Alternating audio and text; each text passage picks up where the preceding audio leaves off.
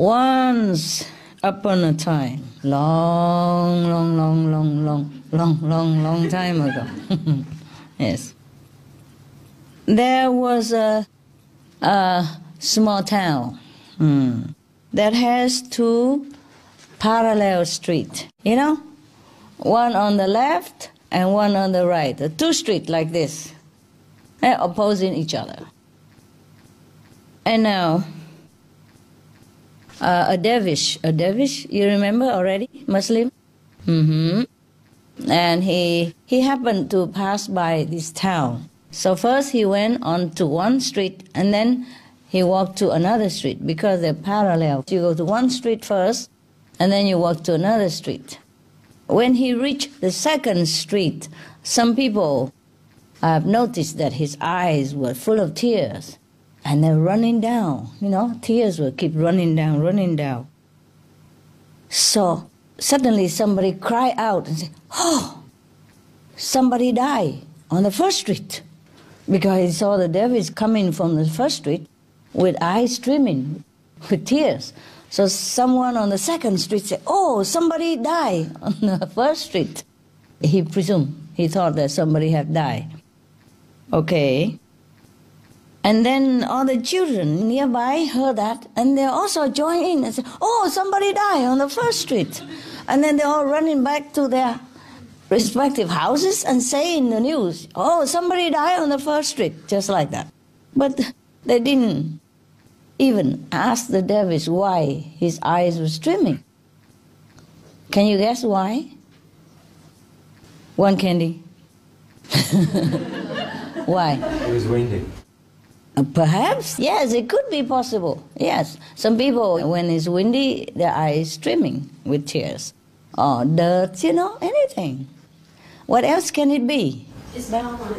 It's a car. My God. So serious. He's happy?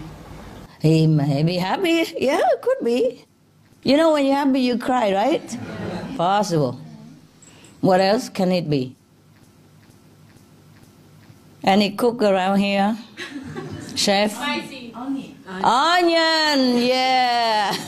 But I gave you already a hint, so that's why. He was peeling onions before he went out.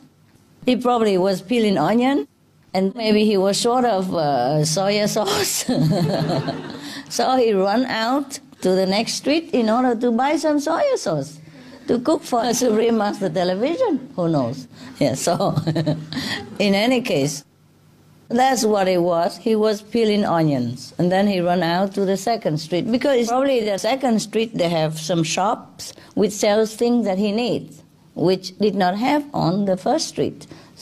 Well, anyway, it doesn't explain here, but we could guess.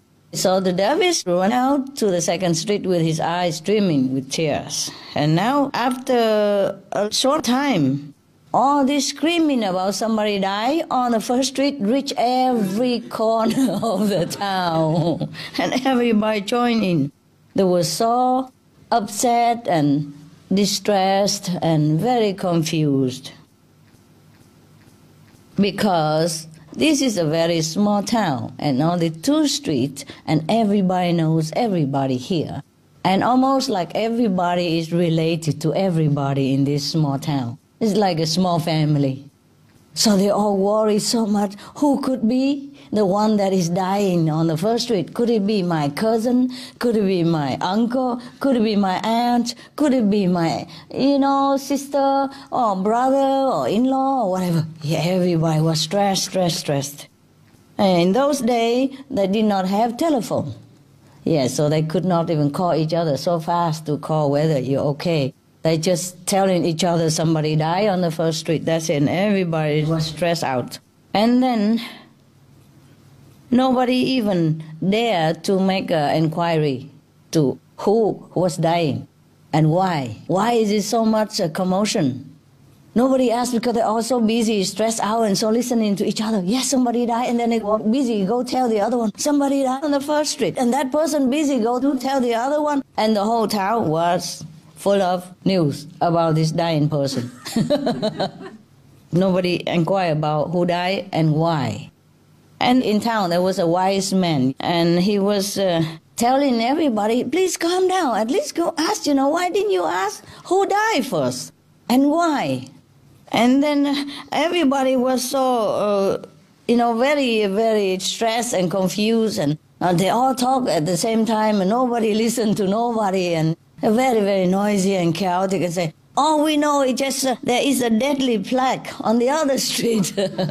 First somebody was dying, and now there is an infectious disease going on on the next street. A deadly plague is going on. Oh my God.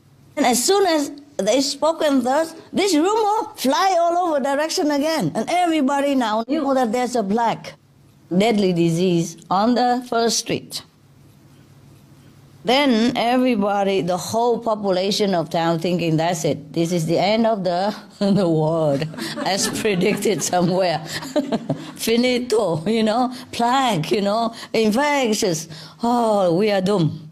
And they all start crying a lot. First they cry for the dead person, and now they're crying for themselves and the doomed future that they're waiting. And then after a long time, after all the chaos and all the crying somehow died out a little bit, and a little bit order was restored. And then two communities decided that, okay, they should talk to each other. Finally. They have not even asked nothing yet. They decided that we have to talk to each other and move the leftover person to the other community quickly before they all die of the plague. That's what they think. So they begin packing belongings and calling children and calling cow cart, horse carriage, whatever, Yeah.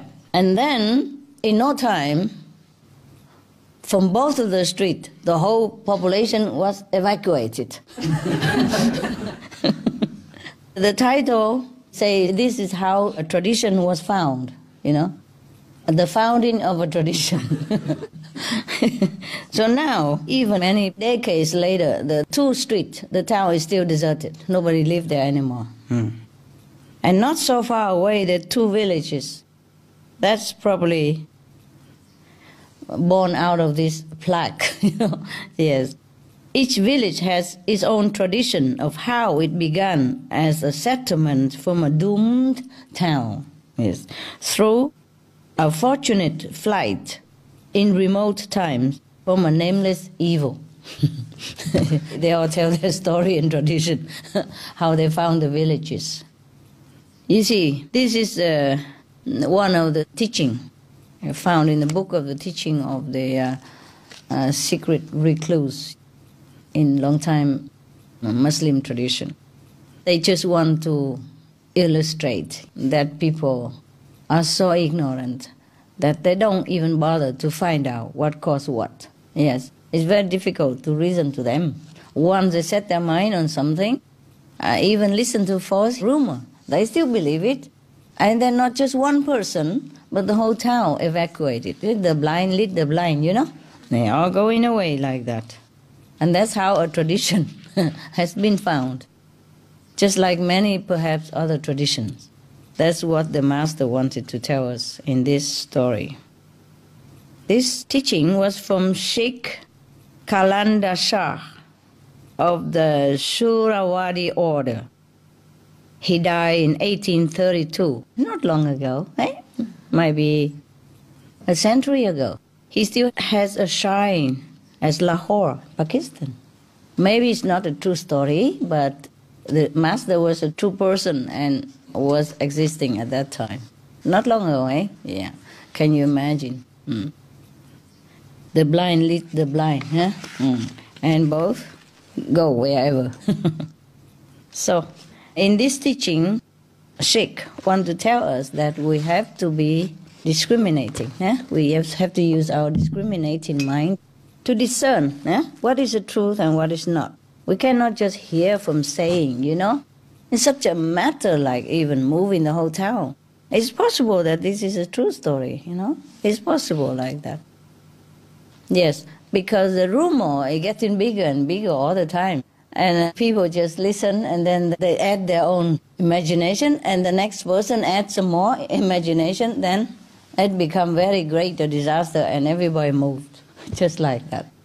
similar to many belief systems. People just believe anything without proof, eh? Yes. Without proof. Without checking. Like, okay, God is light, but nobody see any light. Nobody see God. God is love. We don't feel any love from Him, because we don't even know God. For example, like that, yeah?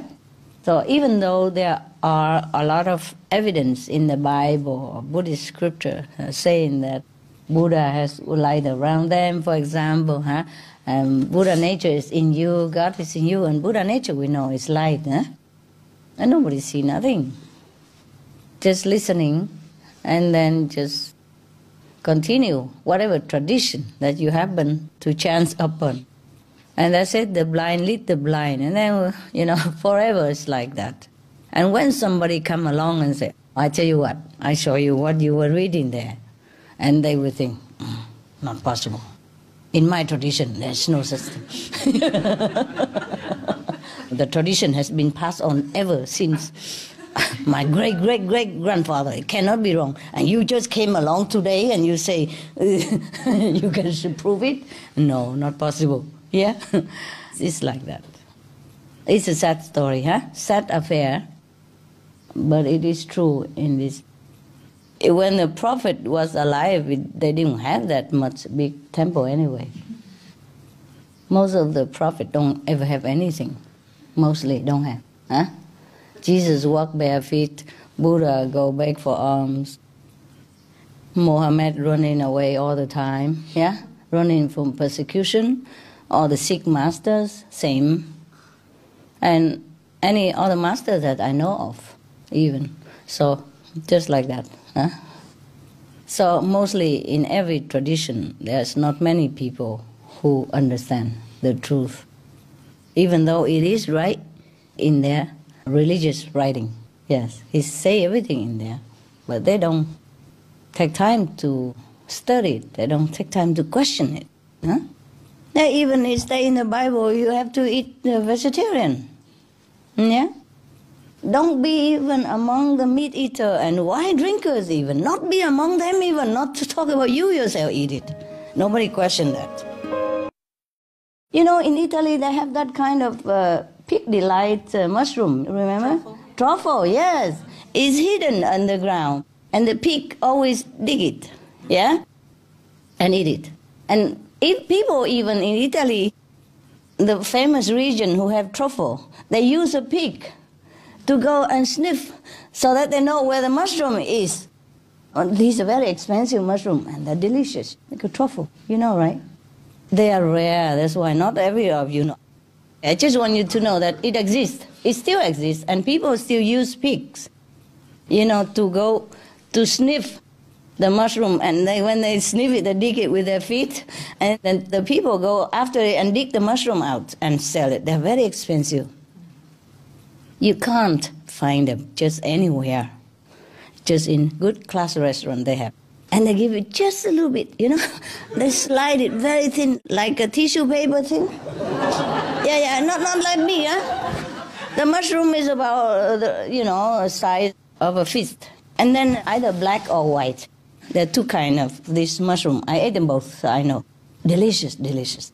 And they just scrub it just a little bit, very thin or very, very fine, like powder, and they mix it with some risotto, rice, or they just put a little bit on top for decoration only.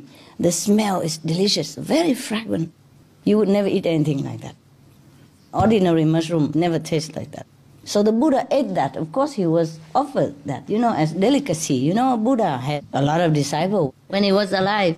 So, of course, when they have something rare, maybe from foreign or... In India, probably they have it also. They call it pig's delight or pig's feet. Because of that story, because of the pigs who be able to sniff that and dig it out for people. Yes. Sometimes the pig dig already and then the people go get it. So they call it pig feet, yeah? Because it's under the feet of the pig and they dig it out. So the Buddha, poor Buddha, do not taste any pork, but ate the big pig feet. Oh, dear God. And Jesus had to eat fish. from all things. He has to eat the fish. And you see, Prophet Muhammad always tell people to eat vegetarian. We can find the evidence everywhere in the Quran. He even tell his cousin not to eat it. Ali, please don't eat that. Don't eat the animals, because the animal quality will come within you. Don't eat that, don't eat that. Even that. But now, people don't question that. So it takes a really sincere mind to question the right and the wrong. You have to be a little smart and take a little time. No matter how busy you are, you have to take time to understand the teaching of the old prophets, of the old enlightened masters. Otherwise, we just follow. We don't know anything. And at the end of our life, although we are very, very devout Christian or devout Buddhist, and we truly wanted to know Buddha nature, and we truly want to be one with God, but we wasted all our human life doing nothing, finding nothing. Yeah? And then we have to be reborn again. That's that. Because our quest is not quenched. We will have to be reborn again. That's the nature of our soul, the quest, until we find it. That's the purpose of our evolution. So if we didn't find it in this lifetime, we have to come back again. That is for sure. The soul will not rest until find the truth and be one with God or become one with Buddha nature again. That's it. Okay, I hope you find. Now you know, huh? Yeah. Traditions. We have to respect tradition and follow, but only what is good. Yeah? What is detrimental, we have to question. Why? Okay? Good, of course, we don't question. Not good, we have to question. Sometimes bad translation. Sometimes the people who don't understand, who taught us wrong also. Especially spiritual matter is not like mathematics, 2 and 2 make 4. Something like that. So we have to always question. Okay? That's what we have the mind for. That's what we have the brain for, right? Okay. Okay, any question? Comment? No? That's it? Tell me. In the church that I grew up in, there was a lot of concern about abortion. Yes. And that touched people very deeply. Yeah. And so sometimes I've talked to others about vegetarianism and why that's important. Yeah. And that's something, that they don't seem to be able to make the connection to. The same. Although they're, really touched about abortion. And so sometimes I wonder, how I could make that connection. Tell them the same. If you don't kill animal, why kill your own? Yeah. If you're vegetarian, then you're vegetarian, right? Killing is no good, in any case. There's no excuse for anything. If you stop eating animal because you don't want killing, just tell them the commandment, thou shalt not kill. If you go to the church, just one commandment, that's all. There's no need explaining, nothing. Right? Yeah. I think I'm going, okay?